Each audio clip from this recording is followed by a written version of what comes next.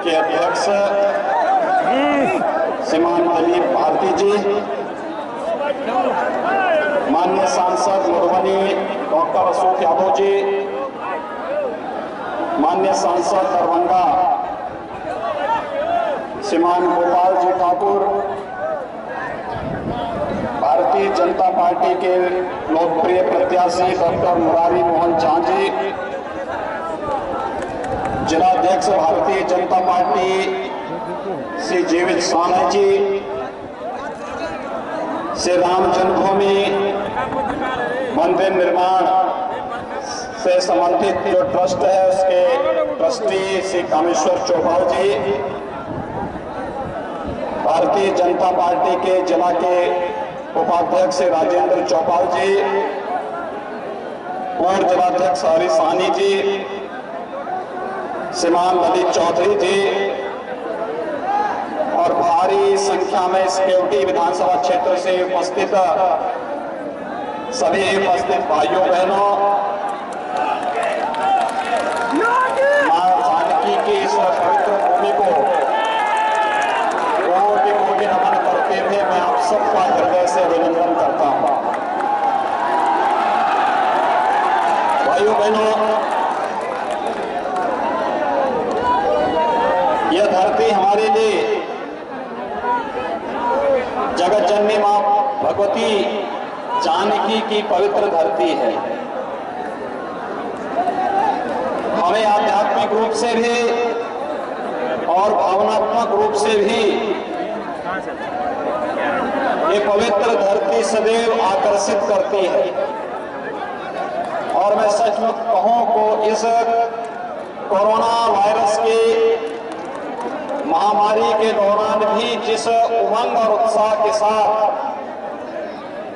आप सबने अपना उत्साह भारतीय जनता पार्टी प्रत्याशियों के समर्थन में दिखाया है, मैं आप सभी का हृदय से अभिनंदन करता हूं, स्वागत करता हूं।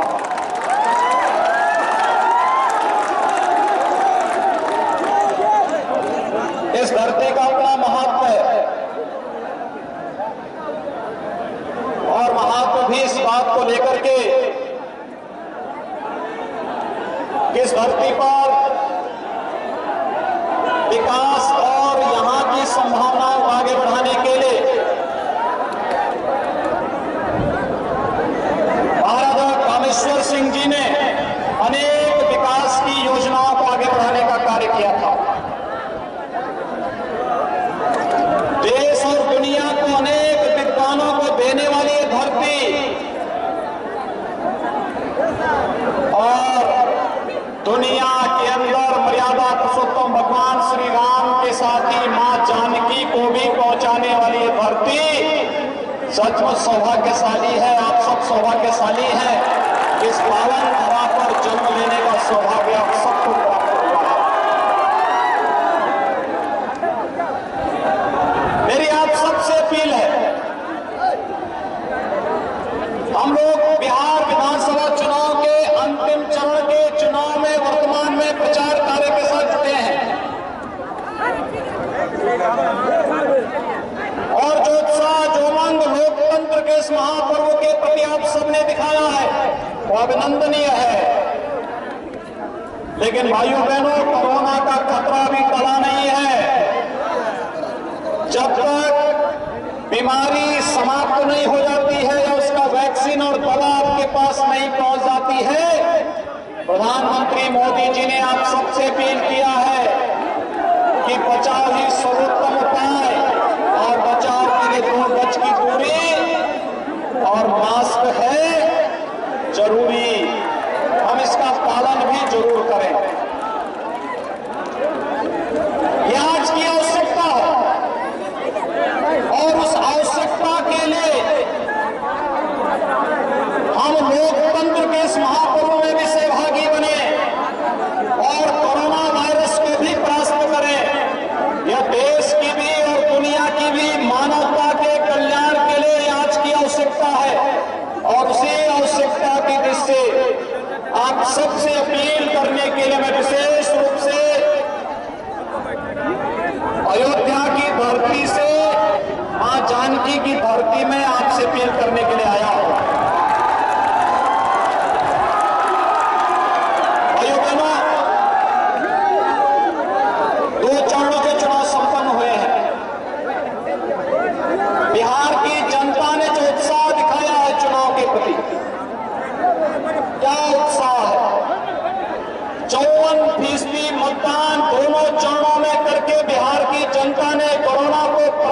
करने का एक स्पष्ट संकेत दे दिया और लोकतंत्र के प्रति अपनी श्रद्धा और अपनी जीवंतता का भी प्रमाण दिया है। लेकिन भाइयों बहनों, कांग्रेस और उसके सहयोगी दल लोकतंत्र को रौंदना चाहते हैं। सच सामने न आने पाए, इसके लिए इनके द्वारा अनेक प्रकार के षड्यंत्र किए जा रहे हैं। इस देश के अंदर इमरजेंसी थोपने वाली कांग्रेस, उसने देश के अंदर एक वरिष्ठ पत्रकार को गिरफ्तार करके एक बार फिर से साबित किया है कि उसकी लोकतंत्र में कोई आस्था नहीं है और वह लोकतंत्र का गला घोंटने का कार्य तब तक करती रहेगी जब तक जनता स्वयं कांग्रेस को इसका जवाब नहीं दे देती है।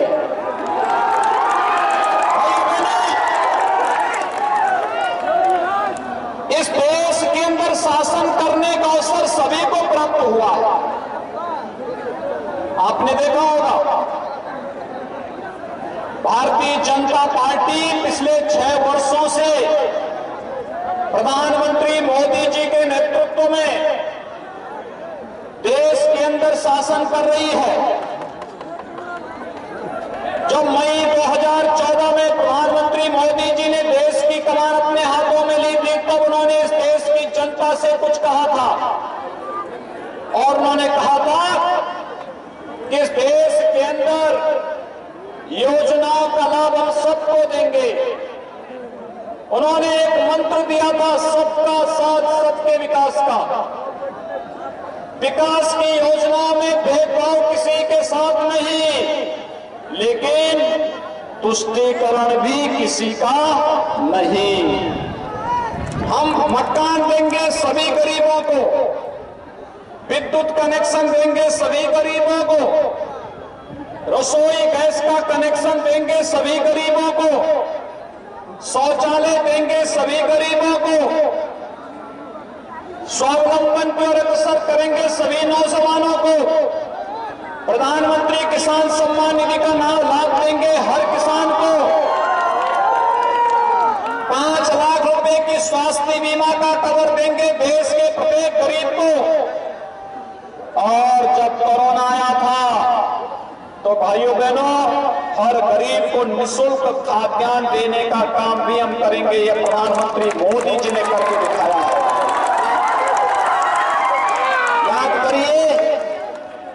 याद करिए 6 वर्ष में 3 करोड़ गरीबों को आवास उपलब्ध करा देना,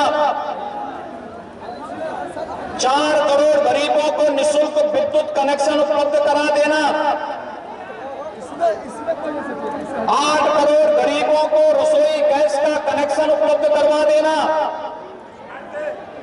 10 करोड़ गरीबों को शौचालय उपलब्ध करवा देना, 12 करोड़ किसानों को प्रधानमंत्री किसान सम्मान निधि का लाभ दे देना, 15 करोड़ युवाओं को प्रधानमंत्री मुद्रा योजना के साथ जोड़ना, 35 करोड़ गरीबों का जन धन अकाउंट खोल देना, 50 करोड़ गरीबों को आयुष्मान सुविधा का लाभ देना और 80 करोड़ गरीबों को निःशुल्क खाद्यान्न उपलब्ध कराने का कार्य प्रधानमंत्री मोदी जी ने किया।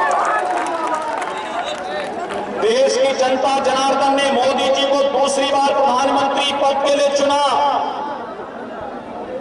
उन्होंने दूसरी बार प्रधानमंत्री पद का शपथ लेते ही देश की जनता से स्पष्ट कहा कि पहला कार्यकाल गरीबों के लिए और दूसरा कार्यकाल देश के उत्थान के लिए। और भाइयों बहनों, आज आपने देखा होगा, जिस कांग्रेस के शासन के समय में आतंकवाद सिर चढ़ करके बोलता था, आज आतंकवाद की ताकत पर अंतिम कील ठोक करके प्रधानमंत्री मोदी जी ने देश के अंदर से आतंकवाद को सदैव के लिए समाप्त करने का आह्वान कर दिया है। भारत की धरती पर आतंकवाद और नक्सलवाद के लिए जगह नहीं। भारत के युवाओं की ऊर्जा और प्रतिभा का लाभ यह देश लेकर के भारत को दुनिया की एक महाताकत के रूप में स्थापित करेगा। और आज कश्मीर से धारा 370 को समाप्त करने का कार्य हो, या फिर महिलाओं के नारी गरिमा से जुड़े हुए मुद्दे को, आदि आजादी के सम्मान से जुड़े हुए मुद्दे को, 3 तलाक की कुप्रथा को सदैव के लिए समाप्त करने के लिए एक कदम प्रधानमंत्री मोदी जी ने उठाया। और भाइयों बहनों, जहां एक और मजबूती के साथ एक काम किया, मैं लोकसभा चुनाव के दौरान आया था, तब लोग मुझसे एक बात कहते थे कि योगी जी, मोदी जी प्रधानमंत्री हैं और आप उत्तर प्रदेश के मुख्यमंत्री हैं। भाजपा के कार्यकर्ता कहा करते थे कि रामलला हम आएंगे, मंदिर वहीं बनाएंगे, लेकिन क्या आप तिथि भी बताएंगे? और भाइयों बहनों, मुझे बताते हुए प्रसन्नता है, आपके इस धरती के लाल श्री कामेश्वर चौपाल जी इस बात के साक्षी हैं, जब अयोध्या में भगवान राम के भव्य मंदिर का आधारशिला और कार्यक्रम का शुभारंभ देश के यशस्वी प्रधानमंत्री मोदी जी के कार्यक्रमों से प्रारंभ हुआ। देश और दुनिया ने 500 वर्षों के बाद इस गौरव की अनुभूति को साक्षात अनुभव किया है। और मेरी इच्छा थी इस अवसर पर कि बिहार के हर गांव का प्रतिनिधित्व अयोध्या में हो, लेकिन भाइयों बहनों, आप सब जानते हैं कोरोना के खिलाफ देश की लड़ाई को हम लोग मजबूती से लड़ने के कारण गाइडलाइन का पालन करते हुए हम लोगों ने उसका लाइव प्रसारण करवाया था। और मैं आपका आह्वान करूंगा, अयोध्या में भगवान राम का मंदिर बनाने के लिए अभी तो वहां पर एक कार्यक्रम प्रारंभ हुआ है। कोरोना को समाप्त करिए और बिहार के हर गांव से कार सेवा के लिए अयोध्या में आने का आह्वान करूंगा। फिर मैं एक कार्यक्रम मजबूती के साथ आगे बढ़ना चाहिए। और आज इस क्षेत्र को अयोध्या के साथ जोड़ने के लिए प्रधानमंत्री मोदी जी ने राम जानकी मार्ग को भी तेजी के साथ निर्माण कार्य करना प्रारंभ कर दिया है। भाइयों बहनों, दरभंगा से अयोध्या की दूरी अब आने वाले समय में बहुत समय नहीं लगेगा। 5 से 6 घंटे में अयोध्या की दूरी आपकी पूरी होगी। बनने दीजिए राम जानकी मार्ग को। सुबह बैठिए, दोपहर में अयोध्या दर्शन करिए और शाम को फिर दरभंगा। यह है विकास। पहले दरभंगा और मधुबनी से जुड़े हुए लोगों को अपनी स्वास्थ्य सुविधा के लिए दिल्ली एम्स जाना पड़ता था। आज मोदी जी ने एम्स आपके दरभंगा में ही दे दिया है। याद करिए, जब यहां का एम्स बनेगा, विश्व स्तरीय स्वास्थ्य की सुविधा यहां के लोगों को यहीं पर प्राप्त होगा। यह है विकास।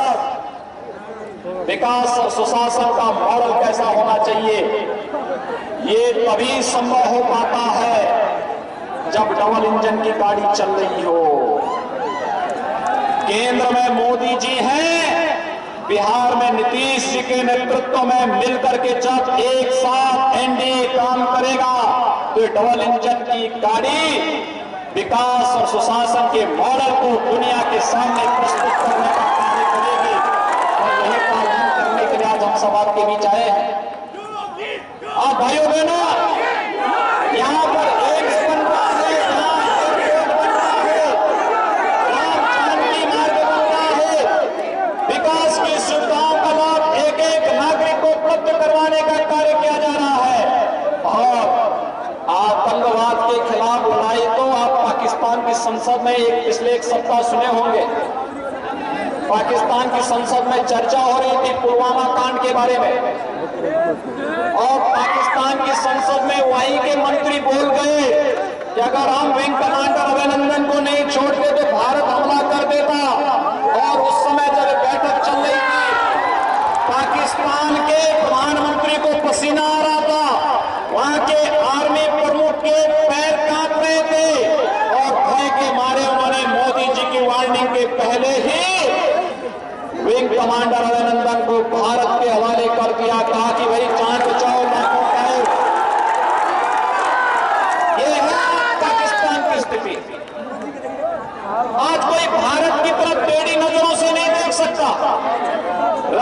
स्वाभिमान और सम्मान की रक्षा कैसे होती है, देश के आन बान शान की रक्षा कैसे होनी चाहिए, अगर किसी को सीखना है तो मोदी जी से सीखें, जिनके नेतृत्व में आज भारत एक भारत श्रेष्ठ भारत की परिकल्पना को साकार कर रहा है। और भाइयों बहनों, इसी एक भारत और श्रेष्ठ भारत की परिकल्पना को साकार करने के लिए बिहार के अंदर बीजेपी जदयू एनडीए की सरकार बननी आवश्यक है, क्योंकि यही सरकार विकास और सुशासन का मॉडल आपके सामने और देश के सामने प्रस्तुत कर सकती है। कांग्रेस और राजद का एक गठबंधन यह अवसरवादी गठबंधन है, यह जनता के आंखों में धूल झोंकने वाला गठबंधन है, नौजवानों के भविष्य के साथ खिलवाड़ करने वाला गठबंधन है, ये गठबंधन किसानों का शोषण करने वाला, यहां के नौजवानों के हितों के साथ खिलवाड़ करने वाला, बहन बेटियों की इज्जत के साथ खिलवाड़ करने वाला गठबंधन है। इस गठबंधन को कतई स्वीकार नहीं किया जाना चाहिए। और यही अपील करने के लिए आज मैं आपके पास विशेष रूप से उपस्थित हुआ हूं। आप सबसे मेरी अपील है, केवटी विधानसभा क्षेत्र से डॉक्टर मुरारी मोहन झा को भारतीय जनता पार्टी ने प्रत्याशी बनाकर भाइयों बहनों, एक जुझारू प्रत्याशी आपके बीच में गांव के लिए, गरीब के लिए, किसान के लिए, नौजवान के लिए, महिलाओं के लिए, पूरे हितों के लिए कार्य करने वाला एक ऐसा प्रत्याशी जो आपके हितों के लिए कार्य भी करेगा और साथ साथ अगर कहीं किसी ने अराजकता पैदा करने का प्रयास किया तो उसका मुंहतोड़ जवाब आपके सहयोग से देने की क्षमता के लिए भी सड़कों पर दो हाथ करने का कार्य करेगा। और इसलिए भाइयों बहनों, डॉक्टर मुरारी मोहन झा जी को और इस जनपद में जितने भी एनडीए के प्रत्याशी हैं, भाजपा के, जदयू के, इन सभी प्रत्याशियों को चुनाव चिन्ह पर भारी मतों से विजयी बनाने की अपील करने के लिए आज आपके बीच में आ गया हूं। आप सबसे अपील, 7 नवंबर को होने वाले चुनाव में कमल चुनाव चिन्ह पर भारी बहुमत से भारतीय जनता पार्टी के प्रत्याशी को विजयी बनाने की अपील आप सबसे करते हुए वाणी को देता हूं विराम। जय जय